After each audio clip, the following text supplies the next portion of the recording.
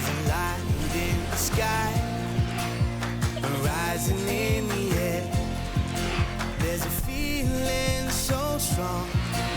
It's time to light the fire, like a bright shining light. Love, getting more out of life. Love, sharing time with friends, feeling so strong. Hello and welcome to the House of Wellness. I'm Luke Darcy and with me is my good friend Joe Stanley. Good to see you. Joe, how have you been? Oh, I'm really well. I'm dressed like a tennis ball. I'm loving it. You are.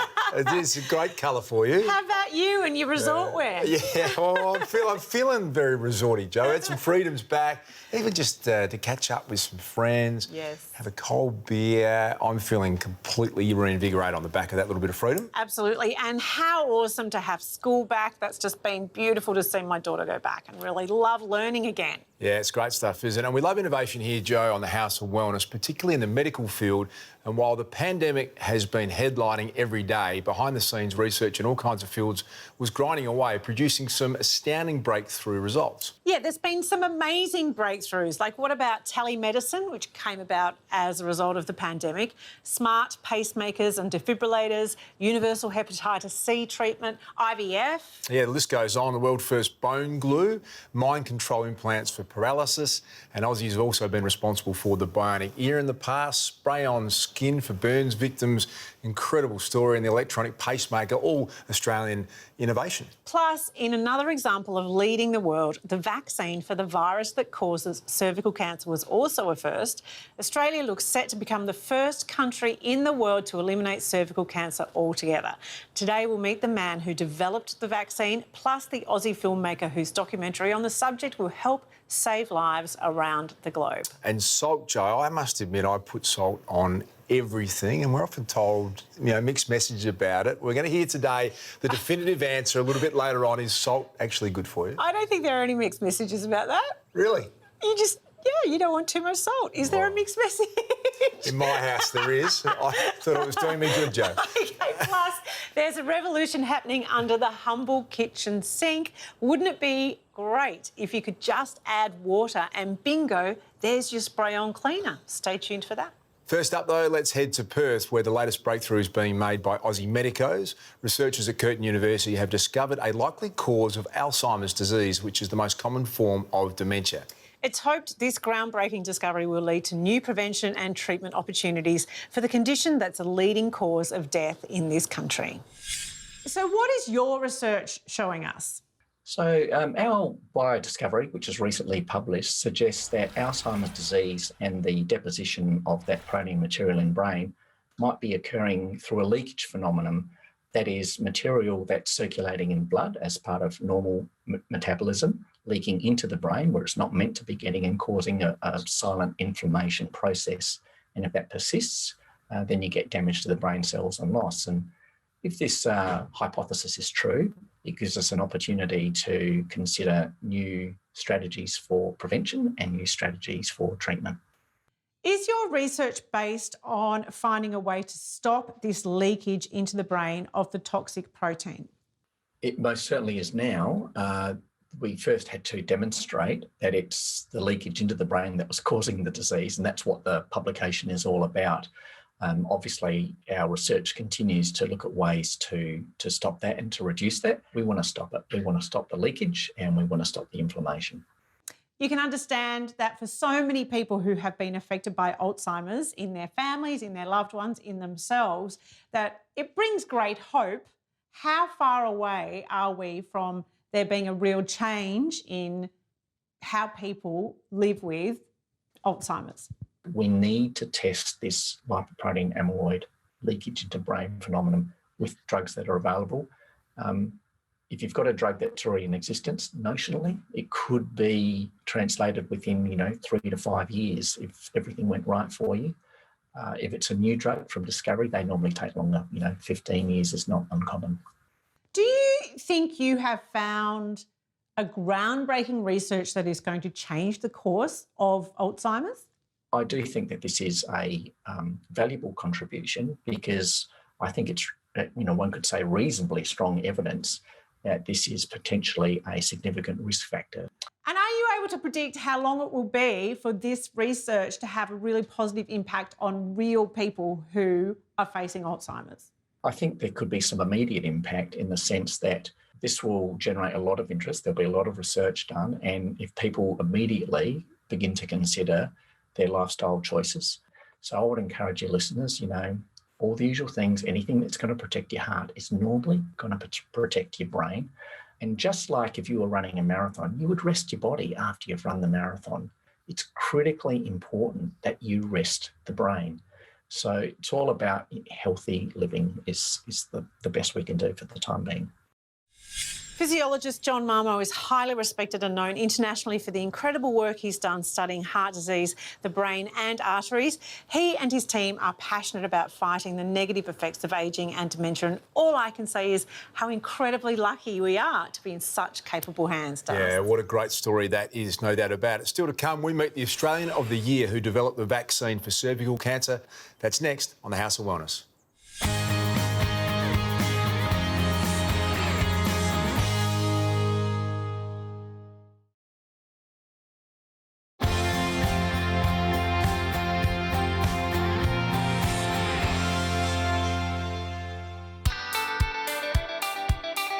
Type 2 diabetes is all about the pancreas.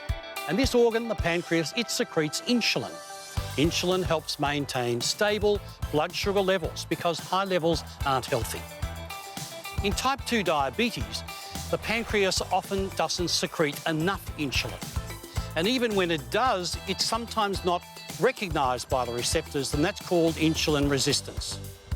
The two most important factors are to first of all regularly check your blood sugar levels at home and make sure you take the correct medicine strictly according to the instructions from your doctor.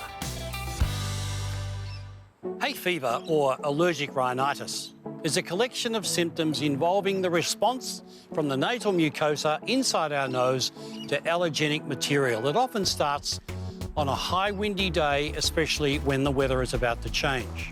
The thin layer of mucus in our nose is the protective layer, so looking after that is very important. Strictly isotonic saline without a preservative is a great way to reinforce that protection. Now just imagine a picket fence. You've got capping along the top, palings along side by side. If that starts to disintegrate, all the protection, all the security has broken down. It's exactly the same inside our nose.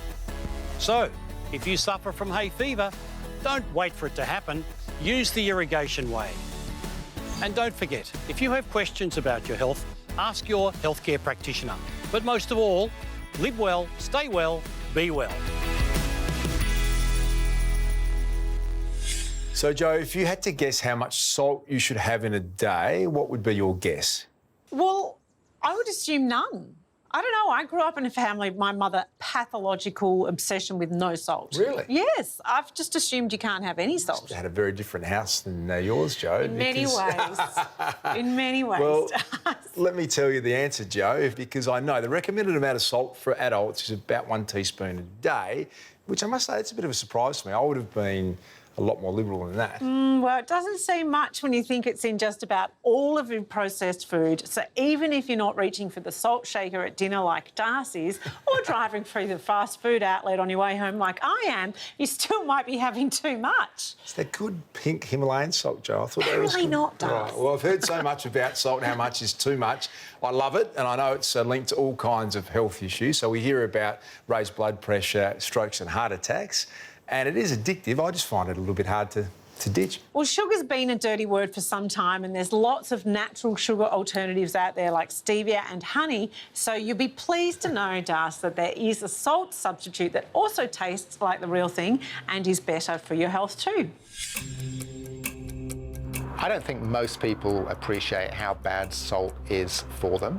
And I don't think people mostly like being told that salt's bad for them because, you know, we come from a society where it's normal to have salt on the table, it's normal to add salt to food, and most people have a palate that is adjusted to a high salt intake. The problem with salt is the sodium in salt. So salt is made up of sodium and chloride. And what sodium does is progressively pushes up your blood pressure throughout your life, and that greatly increases your risk of getting strokes, heart attacks, and kidney disease. We did a really big study because we wanted to try and prove once and for all what the benefits of reducing the amount of salt you eat might be. And the way we did it is we got 21,000 people over 5 years, and we gave half of them just regular salt as usual, and the other half we gave what's called a salt substitute. And a salt substitute is a product which takes some of the sodium chloride out and replaces it with potassium chloride. And the benefit of that is that, one, you're eating less sodium, so your blood pressure doesn't go up as much, but you're also eating more potassium, and potassium is the stuff that's in fruits and vegetables. It's good for you, and it actually also lowers your blood pressure a bit.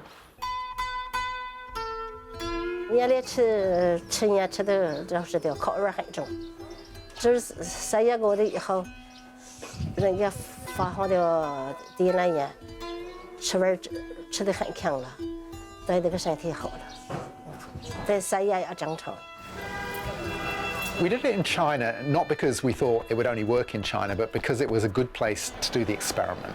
If you want to test whether changing the amount of salt people eat actually affects their health, you've actually got to be able to change the amount of salt they eat. And in Australia, salt comes in hundreds and hundreds of different packaged foods, and it's just not feasible to do this sort of study. In rural China, where we did the project, almost all of the salt that people eat is salt that they add at home when they're cooking. So it's very easy for us just to go and say, look, instead of using that salt, use this salt. People are often surprised in Australia to hear that the main source of salt in the diet is actually bread. And that's not because bread's super salty, but it's because people tend to eat quite a bit of bread. Other sources of salt people don't expect are breakfast cereals. There are more obvious ones like cheeses that people, and processed meats. If you could drop your salt intake from 10 grams a day to 5 grams a day, and you could sustain that, which I have to say is incredibly unlikely because it's a really difficult thing to do, you would hugely decrease your future risks of having a stroke, a heart attack, or kidney disease. It would lower your blood pressure by more than taking blood pressure lowering drugs, and it would be a really valuable thing for you to do for your health. If you eat too much salt today, tomorrow, for the next week, you're not going to experience any acute risk of suddenly dying or suddenly having a stroke or a heart attack.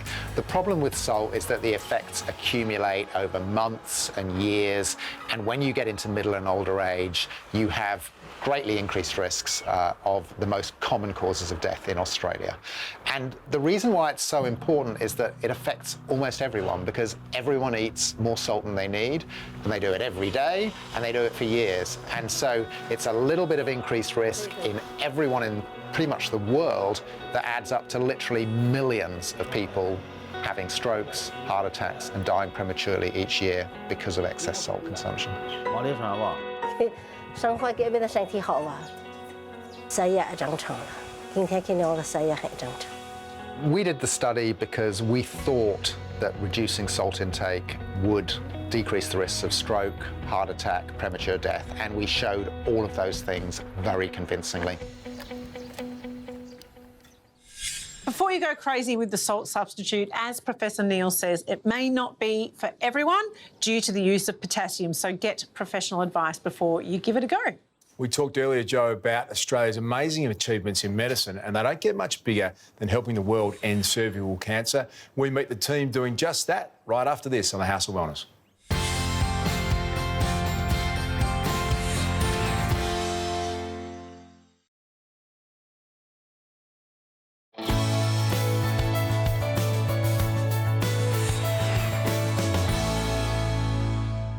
Well, here in Australia, cervical cancer will soon be put into the history books. It's thanks to this country's scientists who've developed the vaccine for the virus that causes it, Joe. Remarkable news this is for women everywhere. Absolutely, Das. It is incredible. Australia already led the world in halving cervical cancer rates thanks to its advanced national screening program.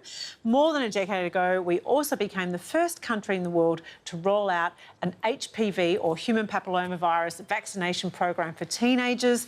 The vaccine was developed here by by 2 Queensland-based scientists, now around 80% of girls get vaccinated before they turn 15. HPV causes most cases of cervical cancer, and the game-changing vaccine and regular screening means it's predicted the disease will be completely eliminated here by 2035.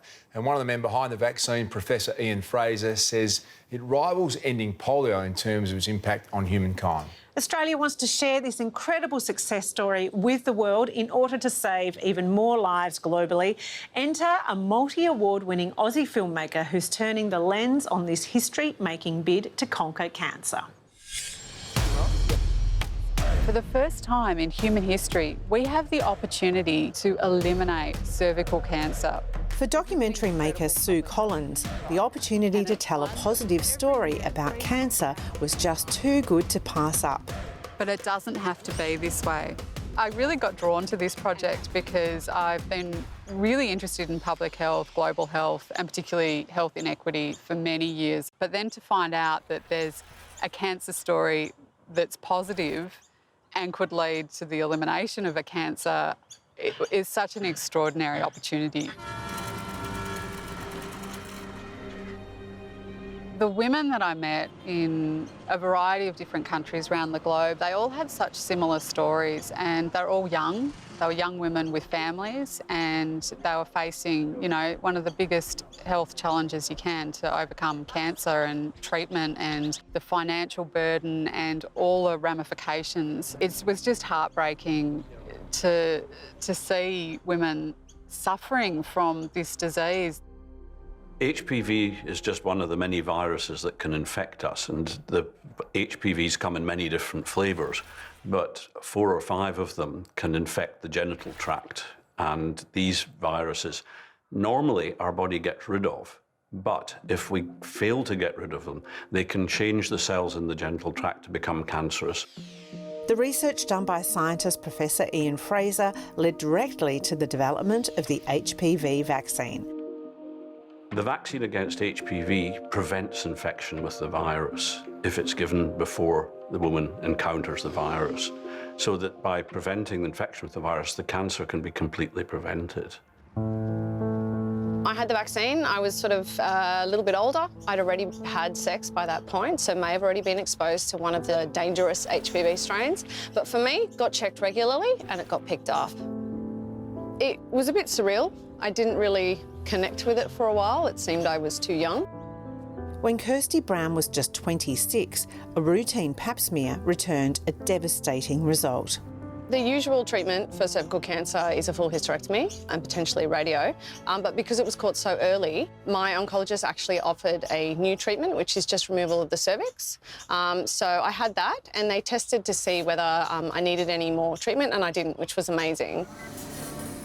Long recovery, struggled to walk for a while, and it was, yeah, pretty, as I said, a lot at 26. And the concept that I might not be able to have a baby was a lot to deal with for a while, but I've since had one, so that was pretty exciting.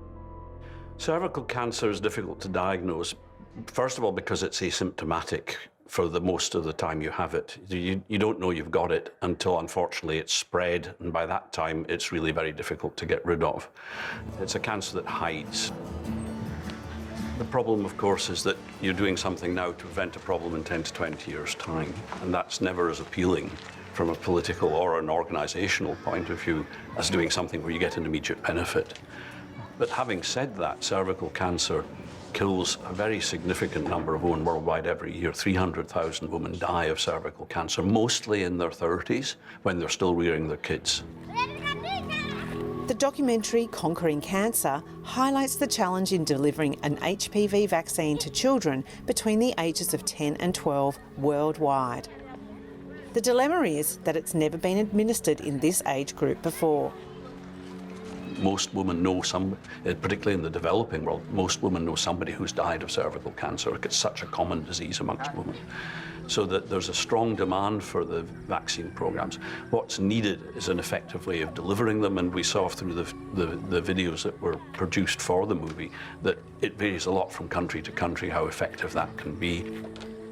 Many of the women that we spoke to, they were very adamant that women should get their children vaccinated whenever it was possible to follow up with their screenings, and they really wanted to be able to share their experience so that other women could learn from it, and they felt very passionate that they didn't want other women to end up in the situations that they've had to endure.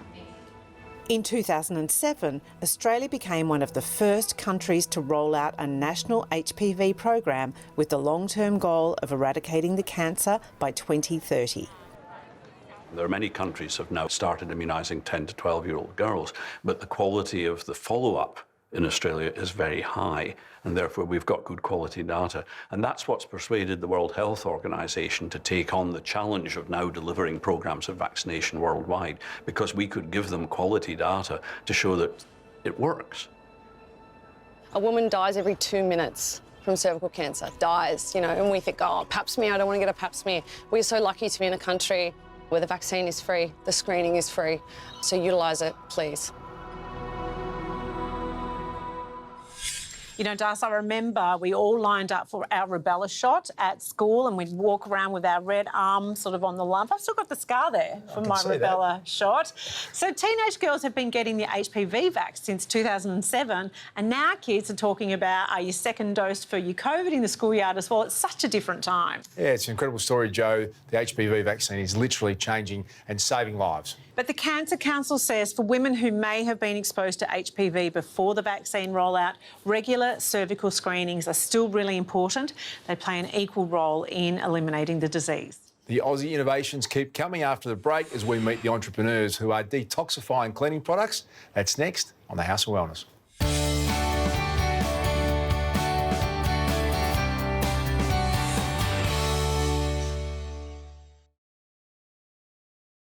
Hi, I'm Jade Kisnorbo and welcome to my world of beauty.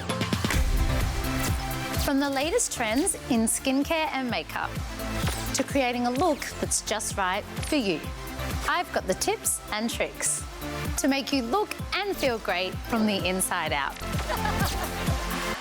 Taylor, I'm so excited for today's topic, and I've been waiting so long to talk about this on The Look.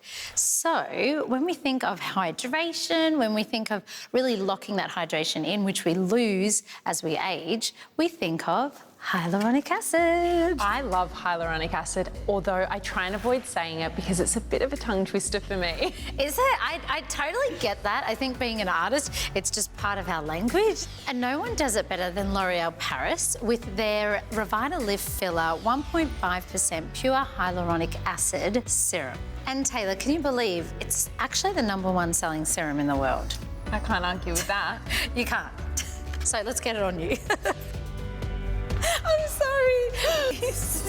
So Jade, for those who don't know, what is hyaluronic acid? So hyaluronic acid already is naturally in our body. However, when you see it as an ingredient on a beauty product, what it actually does is it holds on and locks in all that moisture and water into your skincare. And hydrated skin equals plump, supple, and youthful skin. And it also plays that role in really penetrating through the skin's surface layers to help plump out those wrinkles, but as we like to call it, happy lines.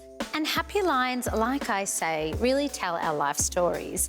However, there's some stories that we don't need to share with everyone. And with the Revitalift serum, within 6 weeks, you can have up to 47% reduction in your wrinkles. So really, those stories will just be a distant memory. I like that. Let's keep the storytelling to photos and words and really keep those happy lines for the serums. Yes. How much do I love hyaluronic acid? Well, I basically would bathe in it if I could. The Revitalift Hyaluronic Acid Serum has a scientific blend of 2 forms of pure hyaluronic acid, and that is 0.5% macro hyaluronic acid and 1% micro hyaluronic acid. With hyaluronic acid, it's really important to press it into your skin when it's most vulnerable, it's cleansed and all your pores are open so that all that water and hydration is locked in. Jade, if this serum is going to make my skin as hydrated as yours, I'm all for it. Oh, thanks. I don't know how to take a compliment. Thank you so much. Awkward. Thank you.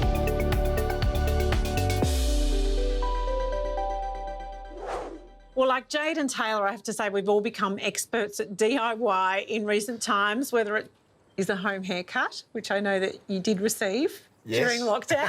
Have you got some feedback for me on that, Jade? It was amazing. Beauty treatments or maybe cleaning around the home, although I'm not really particularly much of a fan of the cleaning part, I've got to say. What about you? I feel like you're quite fastidious.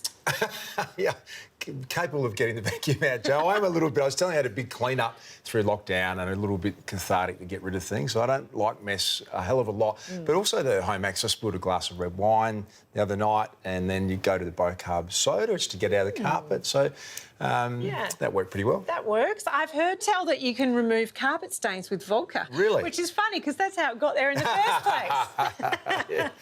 And also apparently shaving cream cleans the glass in the shower. Haven't tried that either. Anyway, someone who knows what does work is Amy Bateman, who after getting sick decided to look at the chemicals in the everyday items she was using around the house, including the cleaning products under her sink. She did a bit of research and came across zero toxin cleaning tablets being made overseas, and Just Add Water was born. From a young age, Queenslander Amy Bateman has been troubled by mysterious health issues. So I'd had problems with my gut health for 15 to 16 years, and that had really progressed to other problems involving migraines. So I was having migraines and headaches, and I'd been suffering that for about 18 months to 2 years. With the help of several doctors, a couple of years ago, Amy finally discovered the surprising root of her problems. It turned out her immune system was hypersensitive to the chemical allergens found in many household items, including soaps, perfumes, and even some plastics. I definitely resolved the issues with my migraines as I started to remove all of those toxins. But there was one type of product in Amy's home that she couldn't find a toxin-free replacement for. Everyday cleaning products definitely consist of a lot of nasties. A lot of the products still have known carcinogens, allergens and sensitizers, and this is because the industry is very unregulated. As Amy searched for a solution, she learnt that some overseas companies were experimenting with solid cleaning products that could dissolve in water, eliminating the need for plastic spray bottles. 97% plus of your standard everyday spray cleaning products is made up of water. And when I heard, well, you can just purchase things that have the active ingredients and add the water at home, I thought that seemed genius and a no-brainer. I started to look in Australia and New Zealand for a solution, and there was absolutely nothing here, which I was quite surprised about. And as I started to look at the products that you could import, they were filled with nasties and products that I just wouldn't use in my home. So I thought, well, I'll just go make it. To develop her new business idea for zero toxin, zero waste cleaning products, Amy partnered up with sustainability advocate Sian Murray. All Australians pretty much use cleaning products, and the stats show that Australians buy over 23 million single-use plastic cleaning products a year. So when I met Amy, it was in a cafe just near my house actually, and she just told me about this idea, and I was like, whoa, okay, this is an amazing idea. How is no one doing this here? It seemed so simple at the time. But it turned out to be anything but simple, as Amy and Sian discovered when they recruited formulation chemist Wayne Thomas to create the product. My initial reaction, funnily enough, was this shouldn't be too hard. That was early on, and that was basically to keep Amy happy. As we progressed and learnt just how serious Amy was about the ethical aspects of the product and the performance requirements, it got really hard. What were the criteria? It had to be just as effective as existing brands to make people switch long term. Had to have no nasties, had to be responsibly sourced, and not only that, it had to be anhydrous, meaning without water, so water activated. Not an easy task. For us, it was the ultimate challenge, and I think we nailed it. The Pleasant State range currently consists of a multi-purpose bathroom and glass sprays. So you simply fill your bottle with hot water and then you drop in one of our concentrated cleaning bars. They actually come in a home compostable wrapper, so that part's zero waste as well. But you drop that into our bottle, wait for it to dissolve. It takes about, depending on the product, 1 to 2 hours, but the whole process is pretty mesmerising because you can watch the bubbles as you go. And then once that's done, you can screw on the trigger and off you go, ready to clean. To help get their independent business off the ground, last year Amy and Sian grabbed public interest by creating a quirky crowdfunding video. We have a target at 2 o'clock. Take it down. We called on Australians to back us so we could fund the first 20,000 units. And we were very excited to raise over $87,000 from 1,500 Australians.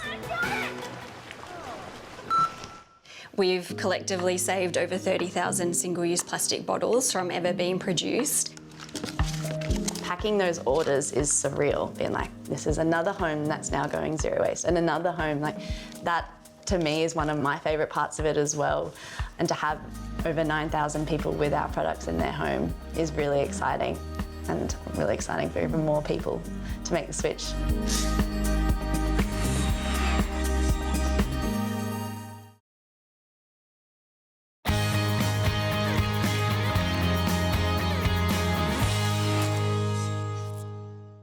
We are back in the House of Wellness kitchen where my sous chef GQ and I hope to inspire you to make small changes to live healthier and happier.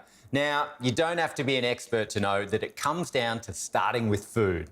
Well said, Heinzie. And one thing I've learned from you is that healthy food doesn't have to come at the expense of the things we love, like sweet treats. Exactly, mate. This is where we enter my choc orange bliss balls. Now, you get this awesome sweetness from the dates in here, but also some key nutrients from the nuts and seeds. And one of those minerals I want to focus on today is magnesium. It's the 4th most abundant mineral in our body. And anyone with brain, bones, muscles and nerves will want to know more about it. Mate, I think you just listed off everyone right there, but we're going to have to leave it as a bit of a cliffhanger as to why, because I've got to blitz up these bliss balls. Fire away, GQ. Well, magnesium plays a significant role in our overall health and wellness. It helps convert food into energy, it helps send nerve impulses up into our brain, and it's also responsible for muscle contraction and relaxation. It even plays a role in our stress. So the unfortunate fact with many nutrients is it's hard to tell if we're deficient, but that's not the case with magnesium, right? Oh, so true, Heinzie. You'll know if you are short in magnesium. You'll have muscle twitches and cramps. You'll certainly know about it, and that's not nice. Just another excuse for me to enjoy one of these bliss balls, GQ. Once they're set, of course. We can always turn to the supplement world as well, and not necessarily in a traditional tablet. Magnesium is also available in a pleasantly flavoured, high-strength powder form. Well, look, as long as you're getting your daily hit of magnesium, I'm a happy man. Now, I've got a bit of a trick for you, GQ. Check this out. Heinzie, don't do it. You're going to miss it. It's going to land on your shirt and make you look silly. Hey, I would never look silly. I'm in pink. The A to Z of Vitamins is brought to you by Ethical Nutrients. Evidence-based, meticulously crafted with premium ingredients for real results. Heinzie and GQ with another sweet, hunger-busting snack that's sugar and guilt-free. Now, Das, another buzz phrase we hear these days is intentional self-care, which is basically prioritising looking after yourself amongst all the stresses of work, family and life commitments. Yeah, I think you and I both have spoken a lot about practising a bit of meditation, which is a form of self-care in itself. Yeah, absolutely. Meditation is key for me. Getting out in nature, going for a run or a walk. And sometimes your family commitments are such that you feel like you should be at home. But I'm like, no, I'm going to go for a run today. It's non-negotiable. You have to just set boundaries, I think. I think you're right. And Heinzie does it by focusing on a plant-based diet. And Gerald can't get enough of his herbs when it comes to good health. And podcaster Sarah Davison makes it her mission to seize the yay in life. Here she is in a bid to concoct the perfect intentional recipe for wellness. Marsha, it is so lovely to have you here. You've been my yoga teacher for many years now, but like many people who come to yoga, you actually found it in quite an unlikely place. So can you tell us about that? My journey began when I was only 13. I was born in Russian Siberia, and my dad and I practiced yoga in our living room. We were moving through postures, we were going through some breaths, and we were sitting in stillness. Back then, I didn't know I was practicing yoga. Many years later, this is all I do. Well, dobro požalovit to the show. What do you love most about the practice of yoga?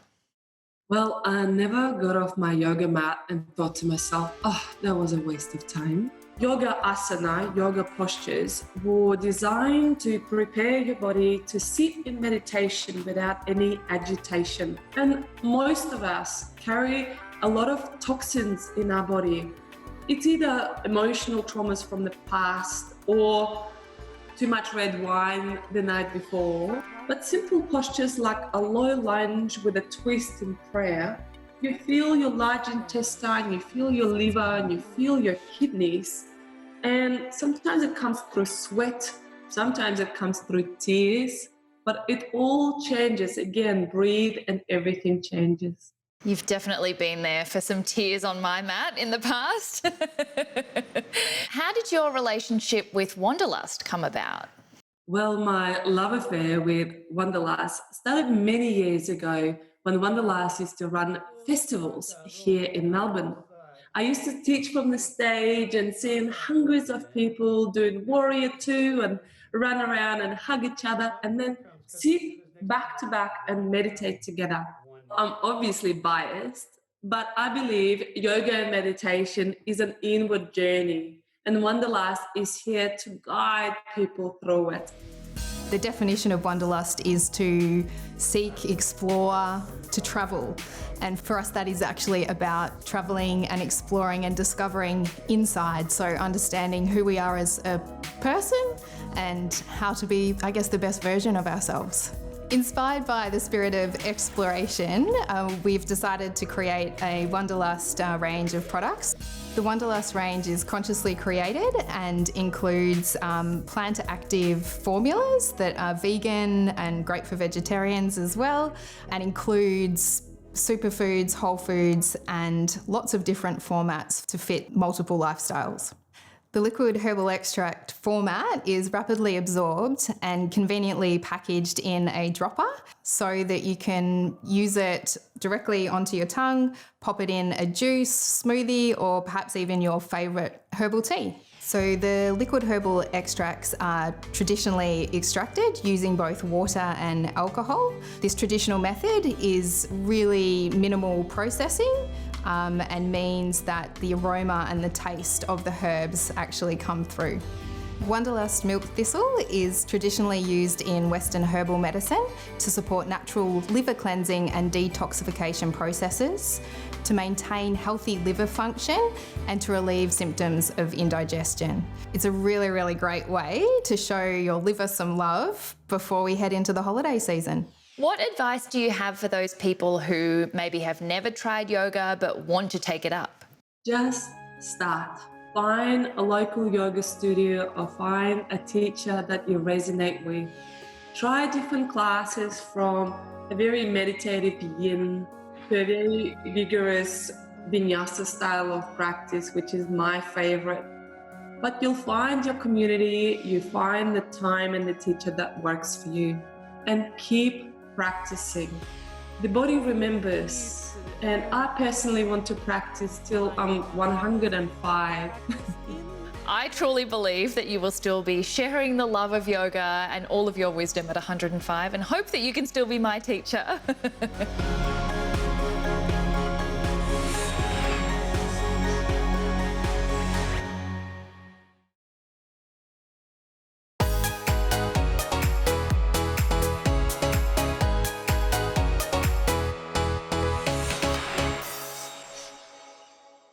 Well, Joe, an interesting thing, I don't think I've heard anyone say they've had the cold over the past 18 months. Yeah, cold healths really have kind of taken a back seat over the last 18 months. But according to virologists, they haven't gone away. We might have missed a winter of colds, but now we're all mingling again, and the runny noses and the sore throats are probably going to slowly emerge even in the summer. Well, it shows that cold viruses aren't seasonal. It's all about our immunity being up to speed. So maybe a summer cold potentially, Jo, with everyone back out together. Well, Dar, summer is only just weeks away, and I don't think any of us could be any better prepared for it either, because I cannot wait to feel warm again and get out into the freedom. Well, you're looking very summery, it has to be said, Jo, in preparation for a great summer coming up. We're all looking forward to it with some freedom and some sunshine. It's going to be fantastic. That's our show for today. You can check out the House of Wellness website for any further info on anything you've seen on today's show. You can hear me and Gerald Quigley on the House of Wellness radio show every Sunday. And look out for the November Lift Out featuring Elise Knowles on the cover. And don't miss the latest House of Wellness podcast series, Best of You, where we talk about lots of different kinds of mental health challenges, from bad habits to conflict with your kids and everything in between. Check it out wherever you get your podcasts. Yeah, congratulations again, Jo. Loving the work that you're doing there. And I recently had a brilliant conversation with Professor Pat McGorry, who you know, Jo, as the Australian of the Year from 2010 and the founder of Headspace. An incredible contribution that man has made in the world of preventive mental health. So download the Empowering Leaders podcast wherever you get your podcasts and listen to him and many other inspiring leaders. Thanks, as always, to our great friends at Chemist Warehouse. Stay well, and we'll see you next time.